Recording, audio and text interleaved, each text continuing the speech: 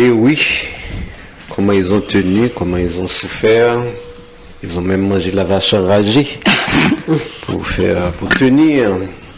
Et là, je reviens avec Jean-Denis et sur une question qui vraiment, parce que pendant la pause, on a parlé de cette solidarité dont on en a besoin énormément, surtout pour ceux qui viennent d'arriver, ce besoin de faire partie d'une équipe, de sentir cette présence, parce qu'on n'est pas encore prêt à entrer dans la grande société.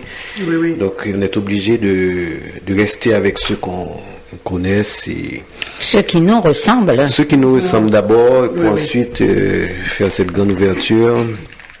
Maintenant, il y a un fait que peut-être vous avez aussi fait cette remarque. Si quelquefois on retrouve, par exemple chez le Québécois de souche, qui est un petit peu mal à l'aise des fois, pas toujours parce que j'en connais là qui comprennent ce que c'est que l'immigration, mais quelquefois et on ne peut s'en empêcher puisque tout le monde a un petit côté, je ne dirais pas raciste, mais encore une fois, on aurait aimé rester entre nous.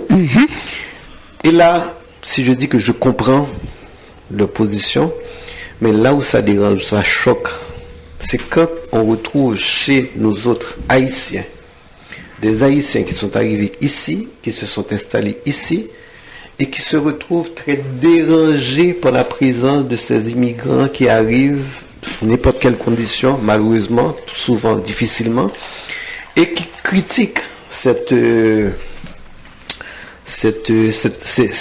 nouveaux arrivants pour dire qu'est-ce qu'ils sont venus chercher, ils sont même pas prêts, ce manque de solidarité. Est-ce que autour de la table, est-ce que vous avez fait cette expérience? Est-ce que c'est normal d'avoir encore une fois cette aversion de nos propres compatriotes? Et puis on a cette colère de voir ces gens arriver comme si c'était des gens qui sont venus nous déranger. Oui. Ils sont beaucoup plus québécois que ces Québécois de souche. Oui, tout à fait. Mais avant d'oublier Martial, j'allais dire aussi, si quelqu'un est parvenu à entrer par la voie irrégulière, il doit attendre 14 jours avant de se présenter, avant de faire une demande à immigration. Et il ne peut pas faire cette demande-là avant 14 jours. Parce que sinon, on va le renvoyer. Oui, c'est 14 jours qu'il doit attendre s'il arrive à entrer. Okay. Donc 14 jours après avoir traversé la frontière. Oui. Après 14 jours, tu as une protection. Oui. Certaine. Il peut faire la demande d'asile après 14 jours. Mais pas avant 14 jours. Mais comment ils vont faire pour savoir quel jour qu'il a rentré? Alors, la personne est passée par la voie irrégulière, ni vu ni connu. Ce qu'on dit, ce qu'on donne et ce qu'on dit aux gens, des fois, c'est acheter quelque chose avant de traverser la frontière. Vous avez au moins reçu. Vous pouvez dire que j'étais là le 9 février et puis maintenant on est rendu au 30 février, au 28 février, 25 et puis mais il faut attendre quelques jours quand même là, pas 14 jours ferme, là c'est 15, 20 jours, etc. On fait la demande. Le plus longtemps possible. Et puis à ceux qui ont déjà fait une demande d'asile aux États-Unis, vous ne pouvez pas faire de demande d'asile au Canada une deuxième fois. Ça veut dire que c'est assez... C'est des précisions que j'ai oublié de dire. Merci, Jean-Denis. Et là maintenant, pour la question. C'est une très belle question, Martial. Et effectivement, on l'a constaté depuis 2017 lorsque les gens venaient en grand nombre et par le chemin Roxane. On voyait des files de personnes qui demandaient l'aide sociale, des files de personnes qui n'avaient pas de logement. Et pourtant, il y a des personnes qui ont leurs cousins, leurs neveux, leurs frères, leurs sœurs, qui pouvaient les héberger chez eux et qui n'ont pas fait ça. Et souvent, les prétextes que l'on donne, on va mettre haïtien à Caïmouin, mon petit jeune fille, 15 ans, 16 ans, on va prendre un neveu, un cousin, 22 ans, 23 ans, alors il faut éviter. Alors on donne beaucoup de prétextes. Je ne suis pas en train de dire que peut-être un cas sur 1000, peut-être que ça pourrait arriver, tout ça, et puis il faut prendre des précautions, tout ça, mais les gens ne sont pas solidaires. Et des fois c'est malheureux. On a même vu au stade olympique en 2017, le dimanche, il y avait plusieurs vannes de pasteurs qui faisaient comme si on était en Haïti, qui apprenaient les mounions, les Pampibon, l'église Pampibon, venez là. Ben oui, ils faisaient ça devant. Qui les amenait à l'église. À l'église, ou bien qui leur apportait de la nourriture dans des boîtes et dans les vannes, ils mangeaient ça et il y a beaucoup de Québécois. TVA avait fait beaucoup de reportages là-dessus pour montrer comment les gens salissaient les rues, tout ça. Oh, ils ne voyaient pas le geste de solidarité. Si vous voulez donner à manger, invitez les gens à l'église, préparez quelque chose, mais c'est pas dans des boîtes, vous apportez des boîtes. La manière de faire. La manière de faire tout ça. Alors, il y a ce manque de solidarité et lorsque les gens disent que ça vient faire là, pourquoi ils sont venus? Mais ils ne comprennent pas les problèmes auxquels ces gens-là sont exposés. Et c'est extrêmement grave. Je me dis aujourd'hui, j'ai parlé dernièrement à quelqu'un qui est médecin en Haïti. Il a des diplômes, il a fait des séminaires aux États-Unis. Il n'a pas de visa pour Saint-Domingue, il n'a pas de visa pour les États-Unis, il n'a pas de visa pour... Il me dit, mais qu'est-ce que je fais? Même moi, je vais mourir dans les circonstances.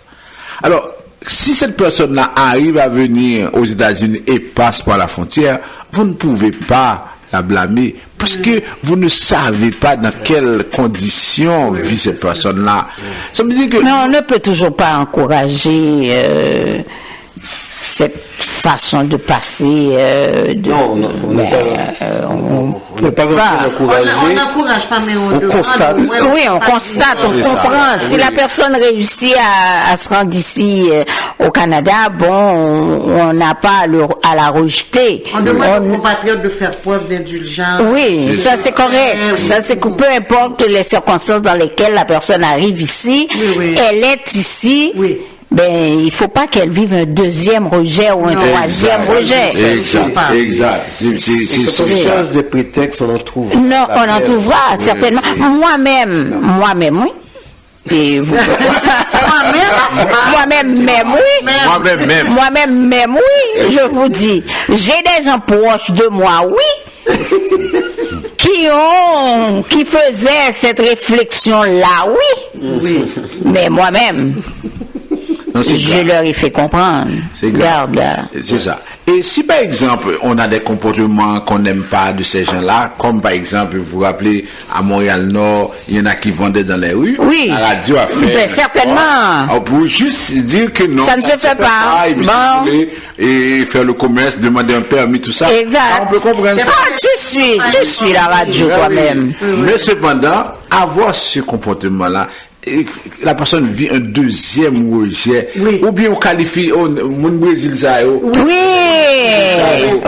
mon Chili ça oui, mais c'est grave, c'est extrêmement grave. Ça veut dire que et des fois, il faut le dire aussi, l'haïtien est raciste. Oui. Ben oui, c'est vrai. Entre nous, en plus. Il n'y a pas plus raciste que ça. Non, le Québécois n'est pas raciste envers les Québécois. Hein? Oui, ça veut dire que... Non, mais c'est vrai. Oui, l'haïtien est raciste. Parce que... Mais il faut le reconnaître pour le corriger. C'est comme ça qu'on doit avancer. Il faut reconnaître que vraiment on a nos problèmes à nous. Ça veut dire qu'il y en a qui disent même pas besoin de monde noir, c'est Grimel. Ça c'est vrai. Ça veut dire que maintenant il y en a qui achètent des savons un peu partout. C'est vraiment on en a eu ici. Bon, alors ça veut dire quoi? Il y a des petites ramifications à notre sujet. Alors il faut combattre parce que si on combat le racisme, on dit que les Québécois sont racistes envers nous et ils le sont à certains égards, mais nous on devrait faire preuve de compréhension envers les nôtres. Ça veut dire que la personne a mis son enfant dans une école. L'autre haïtien, l'école ça pas bon. Oui, il faut le dire. Il faut le dire. Elle a acheté une maison dans un quartier, bon l'autre monde qui vit. Oui. Bon, je dois déménager. Oh, Mounsayo envahi là. Oui. Alors il faut combattre ça parce que c'est Mounsayo. Oui, Mounsayo. Et c'est cette solidarité qu'on doit rechercher parce que ça fait trop longtemps qu'on souffre de ces problèmes-là, ou bien il y a des problèmes qui arrivent, on voit dans les autres communautés, on les prévoit et on prend des dispositions. Oui.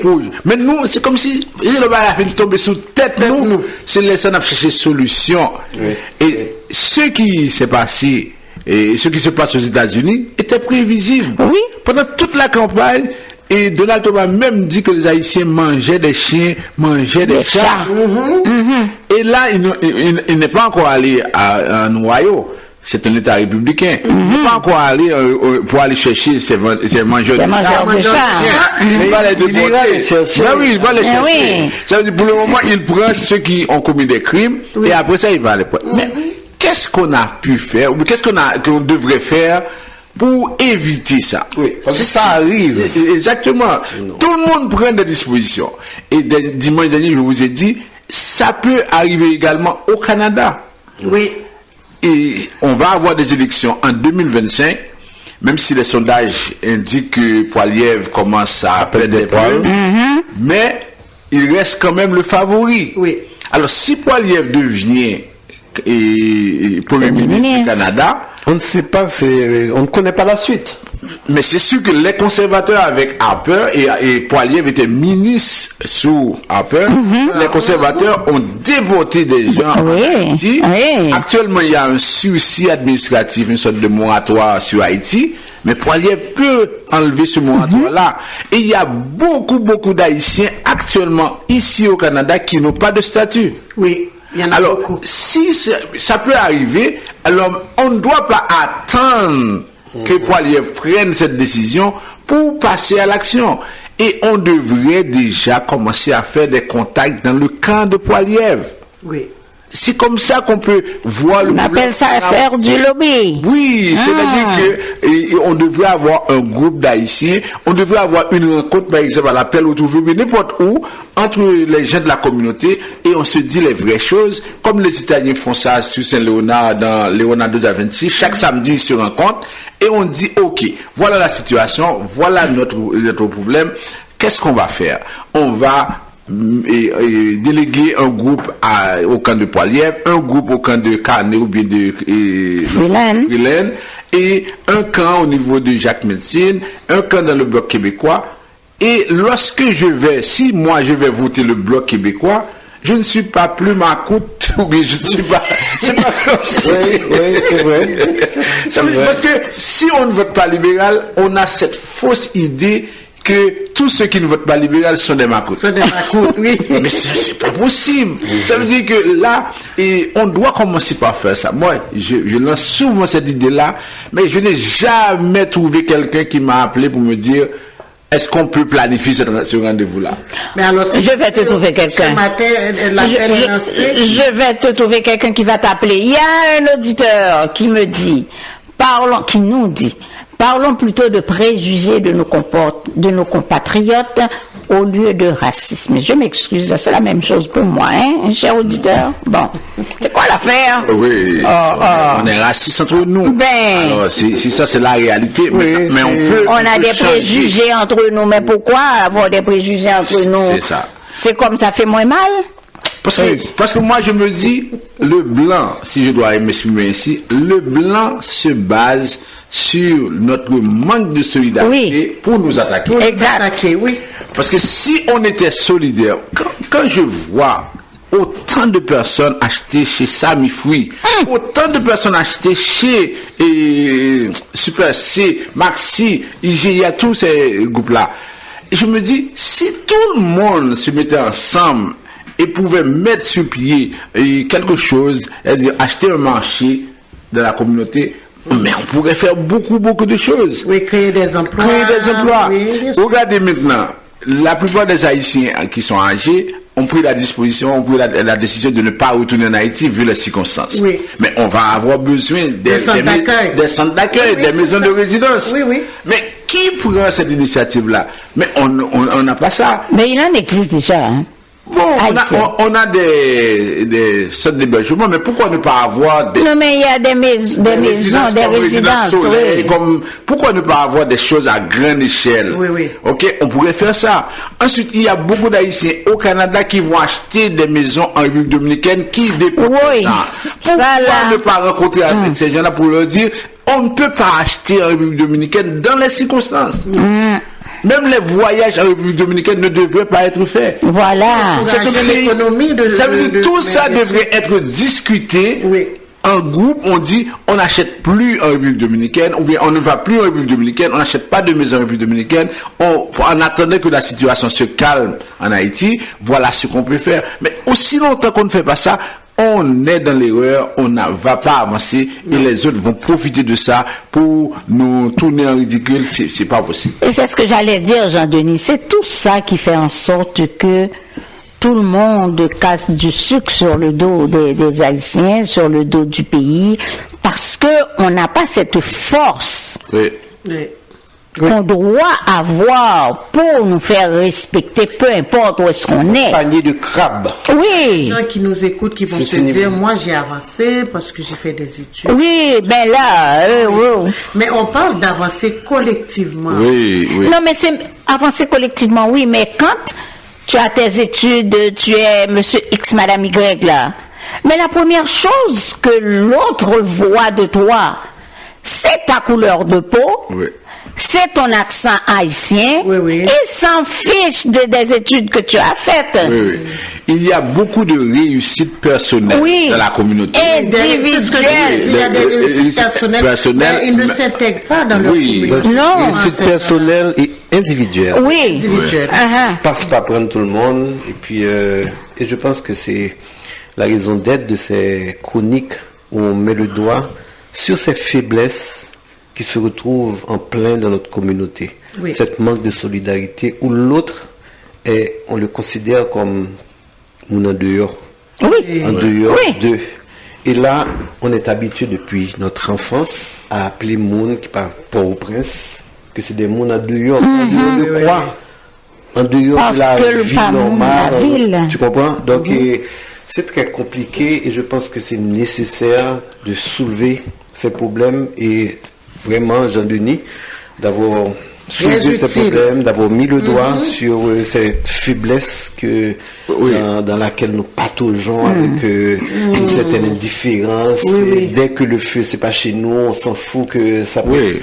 Hey! à un Et moment le plus donné- grave dans ça, Martial, c'est que si vous rencontrez deux Haïtiens, tous ont constaté la même chose, se plaignent de la même chose. Oui, oui. Mais je dis, mais ok, vous plaignez de la même chose. Mais quand vous leur parlez de se mettre ensemble, on va la faire ici. Oui.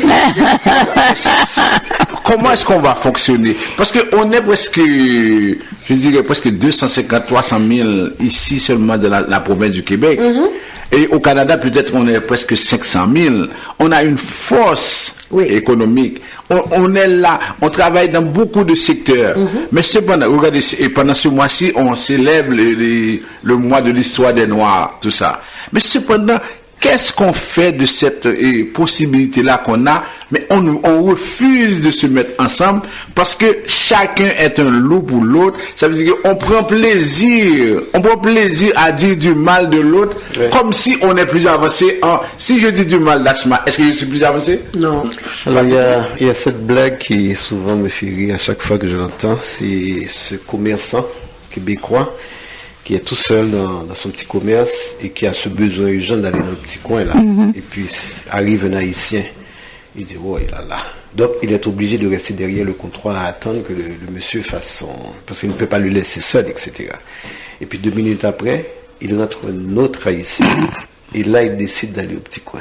On lui dit, mais pourquoi ils sont deux? Il dit, oui, mais ils vont pas s'entendre pour me voler. Et ça, c'est nous. Non, ça, c'est nous. On n'est pas capable. On aurait pu se mettre d'accord ensemble et puis on vole le monsieur. C'est pas une bonne idée. Mais pour vous dire que c'est l'image que nous projetons. Il est temps de casser cette image de manque de solidarité entre nous Oui. en tant qu'Haïtiens. On est en train de détruire l'autre parce que ça nous fait grandir. Mais ça aurait facilité une immigration convenable. Oui. convenable aux Haïtiens, aux demandeurs de visa ou peu importe là, mais avoir un comportement comme ça, et ça c'est peu importe où on se trouve en diaspora, hein. Peu importe, Asma. C'est pas juste ici au Canada là. Non, un peu partout. Et ici, si on reste au Québec, Asma, je vais donner un exemple. Monsieur Legault faisait chercher des infirmières francophones à travers le monde. Il y a eu des délégations en Europe, des délégations en Afrique. On a même été, on cherche des infirmières francophones. On a été recrutés en Colombie. Et jusqu'à date, la Colombie, c'est un pays hispanophone. Au cabinet de monsieur Legault, il y a 2 Haïtiens qui sont assis là. Et on avait exclu Haïti. Ben oui, on avait exclu Haïti pendant que M. Legault faisait chercher des infirmières un peu partout. Pourquoi? Sous prétexte que la formation en Haïti n'est pas adéquate. Ah, ok. Des choses comme ça, c'est des prétextes. Parce qu'il y a quand même des universités qui... on a par exemple l'université Notre-Dame. Mais on peut faire des mises à niveau. Oui. Alors, imaginez que dans cette rencontre-là, vous avez 2 Haïtiens d'origine. Alors, il y a une malheureusement qui est décédée, c'est Madame Nadine Giraud, mais il y avait M. Carman et Nadine Giraud. Il a fallu que des groupes protestent pour que finalement M. Legault accepte de recevoir 50 infirmières haïtiennes sur 1000. Et pourtant, le pays le plus proche du Québec, c'est Haïti. Et surtout quand on sait la contribution d'Haïti ici, avec les professeurs qui sont et les médecins. Ça. Mais ça veut dire qu'on n'a rien fait. Si on prend aussi d'autres cas, regardez, Karine Jean-Pierre a été 4 ans porte-parole de Joe Biden. Oui. Karine Jean-Pierre, 4 ans porte-parole de Joe Biden. D'origine haïtienne. Et ils sont cassés. Très connu, c'est que sa mère est infirmière, son père est chauffeur de taxi à New York. Oui. Pendant 4 ans, elle était là. Un jour, elle n'a pas dit au président Biden, finalement, fais quelque chose pour mon pays d'origine. Et elle disait souvent dans les entrevues, le cas d'Haïti est compliqué. Mais qu'est-ce qui est compliqué? Non, mais qu'est-ce qu'elle en sait du cas d'Haïti? Bon. Alors, quand même qu'elle en saurait. Faites quelque chose parce que c'est compliqué. Tandis que l'histoire nous rapporte que lorsque le président Abraham Lincoln devait abolir l'esclavage, son coiffeur était haïtien. Et chaque jour qu'il allait chez son coiffeur, et le coiffeur dit, Monsieur le Président, qu'est-ce que vous allez prendre la décision? Il répétait ça, et finalement, Abraham Lincoln a aboli l'esclavage. La persévérance. Alors, il faut voir que des fois, on a des hommes, des femmes de service, on n'a pas des personnes qui vont défendre une cause, et c'est ça le problème. Et en 2025, on doit faire quelque chose, et moi, tout ce que je souhaite, c'est que les Haïtiens qui sont au Canada ne soient pas dans la même situation de ceux qui sont aux États-Unis dans peut-être 6 mois, dans 1 an, parce que si c'est M. Poilievre qui gagne les élections, on va enlever le sursis et l'agence des services frontaliers va commencer à déporter des Haïtiens. Imaginez ce qui va se passer en Haïti quand vous avez 3 pays, la République dominicaine, les États-Unis et le Canada qui vont déporter. Il faut faire quelque chose et ça doit passer de la parole à l'action. On doit faire quelque chose. Et surtout quand on se rend compte qu'en Haïti, il n'y a aucune préparation qui est faite pour accueillir ces gens-là. Surtout quand on sait qu'en Haïti, il y a des écoles qui ne peuvent pas fonctionner parce que les déplacés sont dans les écoles. Et on fait la pause. Ah, c'est incroyable. Il y a des jours avec, il y a des jours sans. Les jours avec, on est déjà avec. Mais les jours sans, il faut faire avec le AM 1410. Les dimanches d'Asma? Les dimanches d'Asma, c'est quoi? Qu'est-ce que ça mange en automne? Les dimanches d'Asma, un magazine sans prétention. Des infos parlées, de la musique, des analyses de l'actualité, des accords, des désaccords. Oh, rien de bien prétentieux, c'est Asma qui l'anime. Les dimanches, de 10 à 14 heures, votre rendez-vous chez vous sur le 1410. Alors, nous sommes de retour, ça a chauffé, parce qu'on a des réactions du public. Il y a celui qu'on connaît très bien, que je ne nomme. Ben, s'il peut nous appeler, j'aimerais bien ça, pour me faire comprendre son point de vue. Son point de vue, tout comme le premier. J'aimerais ça que les deux m'appellent en ondes. Qui me dit, préjugé n'est pas racisme. Si l'émission demande aux autres de ne pas généraliser, il ne faut pas le faire non plus. Pourquoi ne pas employer les bons termes? Sinon, on induit la confusion. Moi, je me dis, à la minute que je ne veux pas être à côté de celui qui, en principe, devait faire partie de ma race, c'est parce que je ne me considère pas de la même race. Alors, si on ne peut pas être raciste envers sa race, mais je m'excuse. Il y a de ces attitudes qu'on ne doit pas avoir avec sa race. Oui et non. Et là, effectivement, il y a peut-être une certaine confusion, mais je pense que on devrait surtout parler de préjugés. Parler de préjugés parce que c'est difficile d'être raciste avec sa propre race, qu'on le veut ou non, même si... Mais on l'est, Martial. Il y en a des gens qui le sont, Martial. Oui, mais quand une personne de la même race que toi déménage dans une maison juste à côté de toi, et que tu décides de déménager parce que tu ne veux pas habiter à côté, alors tu considères cette personne-là de ta race? Oui, Martial, ce que j'allais dire, c'est que... Mes amis, il faut pas jouer, non? Pourquoi, et on ne veut pas rentrer dans le débat pour ne pas perdre l'essentiel. Oui, justement. Mais si on dit que le Québécois est raciste, pourquoi on le dit? C'est parce qu'il a adopté un comportement envers nous oui. qu'on n'est pas d'accord, oui, et puis on trouve que c'est... Alors, une personne de notre race, de notre communauté qui fait la même chose que ferait le Québécois, alors c'est comment est-ce qu'on va appeler ça? Moi je pense que le débat ne devrait pas être là. On a voulu surtout expliquer des comportements qu'on doit changer, voilà. Ok? Peu importe la dénomination. Oui. On ne peut pas rester dans ça on veut vraiment dénoncer ça, mais surtout de trouver des solutions, et c'est pourquoi on propose qu'il y ait des rencontres au niveau de la communauté à l'approche des élections qui vont se faire au Canada. On doit voter de façon vraiment éclairée. On doit se dire voilà comment on peut faire telle ou telle chose, mais c'est pas comme si on décide de faire ça et puis chacun fait à sa façon. Non, il doit y avoir un mouvement d'ensemble. C'est ça qu'on dit par rapport à ça. Et surtout ce désir de changer notre comportement, d'avoir fait la même chose, ça vous donnera toujours les mêmes résultats. Donc, il faut changer de comportement, changer d'approche. Et cette relation, cette solidarité dont on insiste dessus, peu importe la dénomination, qu'on parle de raciste ou de préjugé, peu importe la dénomination, mais il faut changer de comportement vis-à-vis de nos compatriotes. Parce que, encore une fois, ils ne sont pas venus pour nous déranger. Ils sont venus pour les mêmes raisons que vous êtes venus ici, pour trouver une vie meilleure. Mais quand vous êtes arrivés, s'il y avait des gens comme vous, à vous coller des étiquettes, peut-être que vous ne seriez pas là où vous êtes aujourd'hui. Donc il faut cesser ce comportement de dénigrer, encore une fois, ceux qui nous ressemblent, pour dire qu'ils sont venus déranger. Qu'est-ce qu'ils sont venus faire?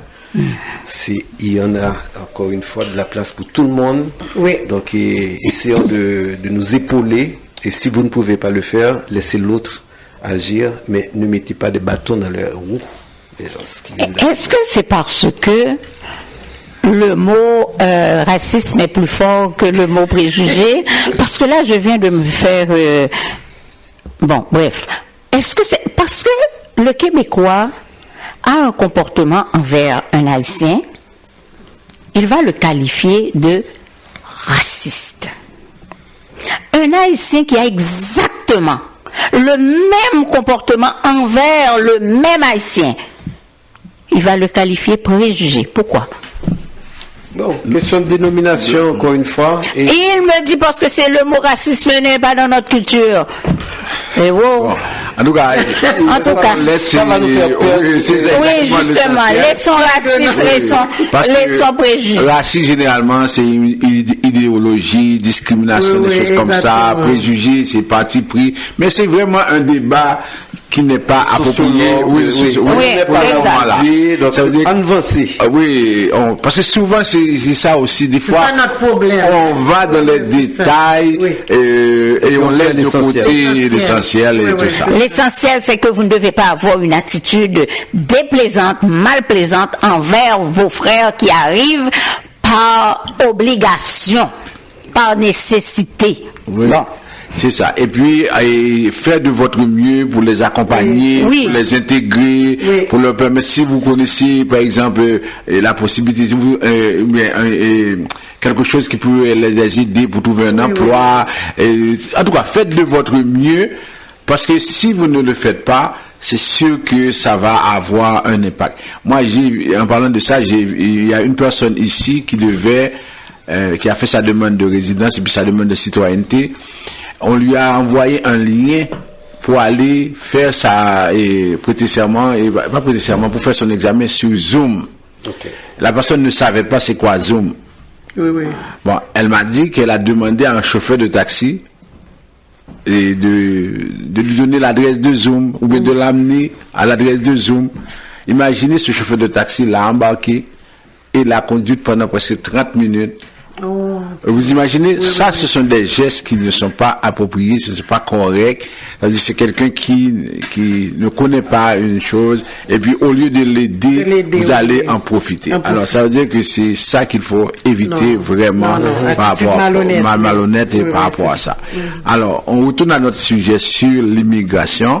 Ça veut dire qu'on a donné toutes les options, et à ceux qui sont aux États-Unis, qui veulent vraiment régler cette question-là, qui ont des proches et qui veulent vraiment devenir, par exemple, qui veulent venir ici au Canada, on est prêt à les accompagner, à les encadrer, et chaque cas est unique. Et surtout, Jean-Denis, des fois, les gens aux États-Unis, ils ont le problème de la langue, la barrière de la langue. C'est ça. Pour la plupart, ils ne parlent pas l'anglais. Oui, tout à fait. C'est ça, oui. Et souvent, il faut éviter de prendre le cas de l'autre et de se l'approprier. Ça veut dire que c'est pas parce que l'autre craint, par exemple, telle chose, que toi, tu dois craindre la même chose. En 2017, on a vu des personnes qui sont venues, qui étaient dans les centres. Alors, dans les centres, il y avait plusieurs personnes, par exemple, d'origine, par exemple, de Jérémie, des gens de Gonaïves, des gens de Port-de-Paix. Dans un centre, on peut trouver des personnes de plusieurs villes. Alors, on a constaté que celui qui était de Jérémie, il allait regarder ce que l'autre de Gonaïves écrit comme crainte. On a vu des cas, c'était pas trop nombreux, mais on a vu des personnes de Jérémie dire, par exemple, je crains des bandits de Gracia Delva, par exemple. Alors que Gracia Delva n'était pas à Jérémie. Alors ça veut dire que c'est pas parce que vous êtes dans le même centre, que vous êtes ensemble, que vous avez le même problème. Et c'est pourquoi il faut éviter ces genres de situations-là. Vous voulez régler votre question, il faut prendre des rendez-vous pour discuter avec quelqu'un qui connaît le domaine pour pouvoir vous aider, vous orienter. Et ensuite, notre appel à ceux qui reçoivent, qui hébergent les gens, c'est pas parce que vous êtes ici au Canada depuis 20 ans, depuis 30 ans, que vous pouvez dire à la personne, voilà ce que vous pouvez faire. Non. Ça veut dire aller à la source. À la source, parce que ça change les règles, les lois en immigration. Tout à fait. Peut-être que quand vous étiez venu, il fallait, par exemple, remplir les formulaires pour le permis de travail, par exemple. C'est un exemple. Aujourd'hui, on n'a pas besoin de remplir le formulaire de permis de travail, ça se fait automatiquement. Alors, quand vous dites à la personne, ok, moi, de mon temps, voilà comment ça se faisait. Ça, c'était de votre temps. Mais les choses ont changé. Et parce que vous n'êtes pas dans le domaine, il faut aller prendre des conseils. Il faut demander à la personne de prendre des conseils. Parce que sinon, vous allez induire la personne en erreur et ça ne va pas fonctionner. Et vous allez induire cette personne en erreur de bonne foi. Parce que vous croyez, c'est pas méchamment que vous le faites. Mais encore une fois, allez vous renseigner. La connaissance est une force. Ça vous permet de passer à travers une situation qui est déjà cas compliqué pour la personne. Oui. On espère que les gens ce matin ont profité de l'occasion qu'ils ont eu de savoir, de noter les étapes à suivre, à savoir si on est dans une situation précaire aux États-Unis et qu'on voudrait se diriger vers le Canada. Voilà ce qu'il faut faire, Jean-Denis. Mais j'ai une question, Myriam. Jean-Denis, un peu plus tôt, tu as parlé des gens de Biden, de TPS Biden, Visa Biden, c'est comme ça qu'on l'appelait, qui, pour qui le visa expire en février ou a expiré en janvier. Bon, là c'est après coup. Quelle possibilité qu'ont ces gens-là? Parce que là, ils n'ont plus de statut aux États-Unis. Oui. Est-ce qu'ils peuvent prendre la chance de venir au Canada, de faire une demande d'asile? Non, on a expliqué toutes les options. On a expliqué ça. Oui, toutes les options. Oh, j'étais au téléphone. Oui, c'est ça. Mais excusez-la. Oui, parmi ces gens qui sont venus dans le programme humanitaire de Biden, il y en a dont le statut a expiré en janvier, en février, mais il y a d'autres qui vont attendre un an, parce que je pense que les derniers cas remontent à juin 2024.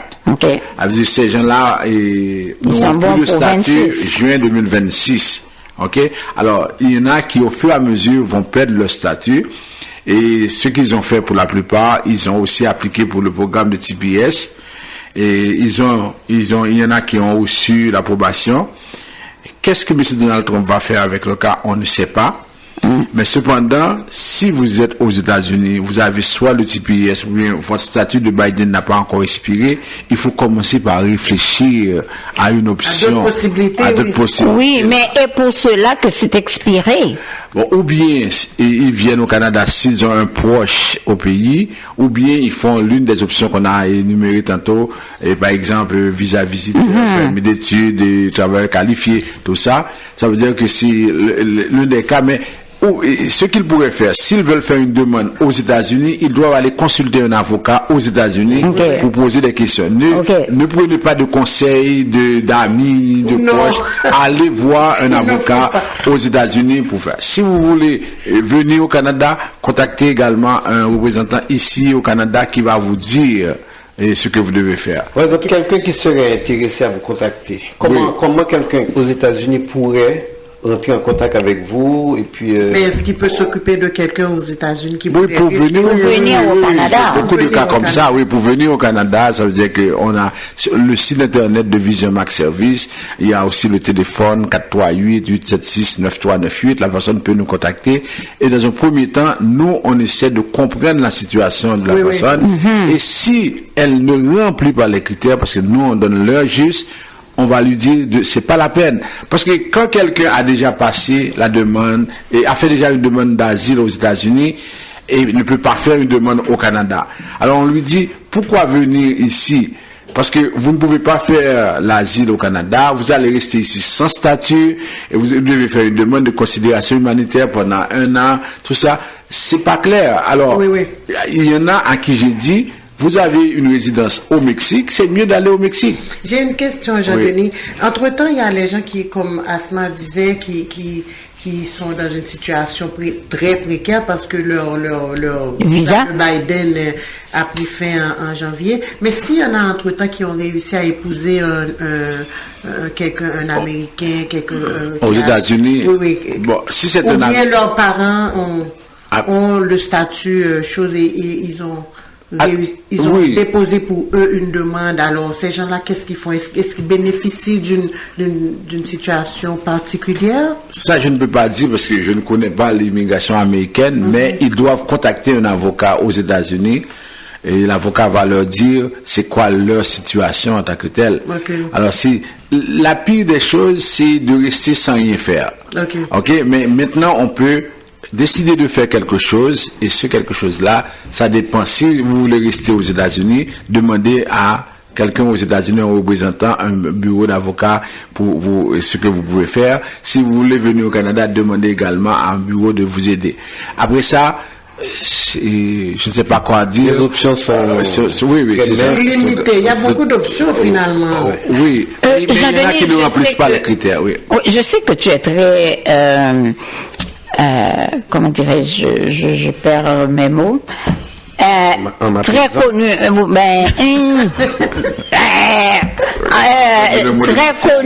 très connu à travers la diaspora haïtienne, peu importe où est-ce qu'elle se trouve.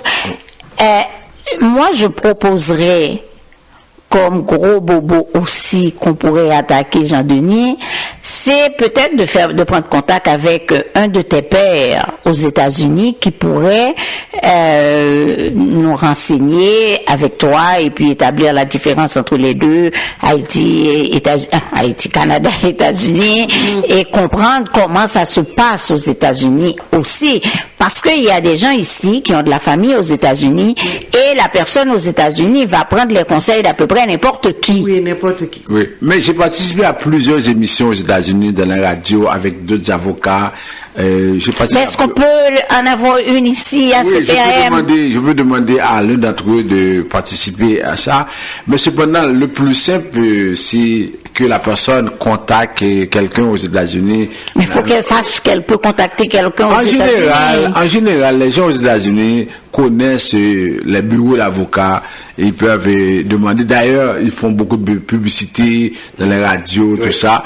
Et en général. Mais cependant, je peux demander effectivement à quelqu'un de pouvoir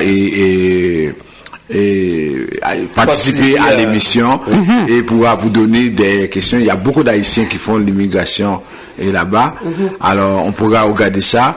Mais en attendant, la personne peut contacter. Parce que surtout aux États-Unis et en Floride, je dis aux États-Unis, à New York, dans l'état de New York et dans l'état de Floride, les avocats haïtiens sont très connus et peuvent faire ça. Mais ne prenez pas de décision sur la base de conseils d'amis, de conseils de proches qui vous disent je pense que non, allez directement à la source et puis vous allez. Oui, les règles ont changé, changent constamment. C'est ça. Et puis il faut pas vous laisser surprendre par de fausses informations. C'est pas que la personne avait l'intention de vous tromper, mais la personne n'est pas à jour. Les règles changent. Oui, tout à fait. Bon, Jean-Denis, ma question suivante. Le Canada, de ce que je comprends, et tu vas me corriger, surveille les deux frontières. La frontière à la demande de Donald Trump, la frontière américaine et la frontière canadienne. Si un Haïtien arrive de façon illégale, par les bois et tout ça là, et elle est interceptée par le Canada. Donc cette personne sort des États-Unis. Oui, elle arrive des États-Unis, elle est interceptée par le Canada. Compte tenu que Canada maintenant surveille les deux frontières, on fait quoi avec cette personne-là?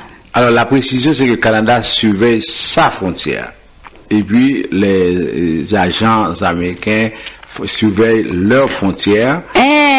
Oui, c'est ça. Donald Trump ça a toujours été comme ça. Oui, mais Donald Trump a demandé au Canada de mieux surveiller sa frontière. Oui. Parce qu'il y a trop de passages irréguliers, il y a trop d'Indiens qui sortent de l'Inde et qui arrivent ici au Canada avec des visas de visiteurs, des permis d'études qui traversent. Et l'Inde a même dit que le Canada encourage le trafic humain aux États-Unis avec des Indiens. L'Inde a dit ça en décembre 2024. Alors, Donald Trump a demandé de mieux contrôler sa frontière parce que on a un commerce de fentanyl qui est apparemment une drogue assez violente. Mais on a dit aussi que c'est 1%. 1% c'est trop, c'est déjà trop. Oui. Mais c'est 1% par rapport à ce qui se fait ailleurs. Oui, alors ça veut dire que Donald Trump a dit ça. Alors, pour répondre à la question, Asma, c'est que si quelqu'un arrive à la frontière et n'est pas accepté, on lui demande de retourner tout simplement aux États-Unis. Oui. Alors, c'est seulement ça. Il y a une ligne séparatrice. Si la personne on l'a interceptée, dépendamment d'où la personne se trouve, est-ce que c'est à la frontière? Non, si tu la peux être personne canadien ou non, tu peux si la être personne se américain. trouve sur le territoire canadien, Oui. donc on le retourne aux États-Unis. Oui. Si c'est aux États-Unis qu'on l'a intercepté, l'agent va lui demander de retourner, ou bien je ne sais pas avec Donald Trump si on va la déporter. Oui. Mais le Canada, dès que vous arrivez à la frontière du Canada, alors on vous reçoit, on regarde les documents que vous avez. Si ça ne correspond pas, on vous demande de retourner. Okay. Il y a aux États-Unis une bibliothèque à Stansted, et cette bibliothèque-là a une ligne qui sépare les États-Unis et le Canada. C'est ça, c'était ça ma question. Oui, c'est seulement ça, cette bibliothèque-là. Ça veut dire je peux rester, il y a, par exemple, si je dis qu'il y a un petit montant dans la partie Canada, je peux donner un café à quelqu'un qui est aux États-Unis. Alors, ce qu'on a fait maintenant, on a mis beaucoup d'argent pour surveiller si les personnes qui traversent cette ligne imaginaire, si cette personne-là a un statut pour aller au Canada. Ça veut dire que si maintenant, prenons le cas, vous étiez au Canada, ou vous voulez acheter quelque chose aux États-Unis, il y a quelqu'un qui va vous demander de prouver que vous avez le droit de traverser cette ligne-là. Donc la frontière a été déplacée? Non, c'est pas ça. Mais c'est un cas spécial. Est-ce que c'est un agent d'immigration Canada ou États-Unis qui demande des agents parce qu'avant, les gens passaient par là. Oui, oui. Et dès qu'ils étaient dans la partie Canada, on ne pouvait pas ils étaient déjà au Canada et ils pouvaient demander l'asile sans problème plus loin. Mais on a dit que on sait qu'il y en a qui vont profiter de ça. Alors, on a mis beaucoup d'argent pour surveiller ça. Mais après ça, si vous allez à la frontière Canada, si vous êtes intercepté au Canada, on va vous retourner. Mais si vous êtes intercepté avant d'arriver au Canada, l'agent américain va vous demander de retourner et peut-être va vous mettre en prison ou bien je ne sais pas. Et là, moi, je vous raconte une expérience vécue. Oui. Il y a quelques années, oui. La première fois que j'ai été visiter les chutes du Niagara, tout excité, j'y vais et là, il y a une boutique hors taxe. Oui. Et par manque d'expérience, je ne savais pas qu'une fois rentré dans la boutique hors taxe, tu ne peux plus retourner. Il faut continuer ta route vers les États-Unis. Et comme tout papier, j'avais mon permis de conduire. Je n'ai pas de passeport pour traverser la frontière. Donc me voilà qui arrive sur la frontière face à un agent d'immigration à qui j'ai... D'abord, quand je me suis rendu compte que je suis en train de me diriger vers les États-Unis, j'ai voulu faire marche arrière. Il y a un agent qui me dit... Tu ne peux pas. Donc, tête droite. Je me suis dirigé je me suis retrouvé sur le territoire. Yes. Et j'ai pas de papier avec moi, sinon que mon permis de conduire est canadien. Oui. Alors j'arrive et puis... Mais dans le temps, on acceptait à peu près n'importe quel document pour passer la frontière américaine. En tout cas, depuis 2004, avec George Bush, fils, on avait mis des balises parce que avec les attentats du 11 septembre, tout ça. Me voilà qui explique l'agent d'immigration. Voilà le problème, petit gros taxe. Ok. Bon. Le bonhomme était compréhensif parce que je pense que c'est pas la première personne à qui c'est arrivé. Il a l'expérience, il me dirait, on va quand même vérifier qui vous êtes. Des fois, ils ne sont pas toujours compréhensifs. Oui, c'est vrai. J'ai eu de la chance.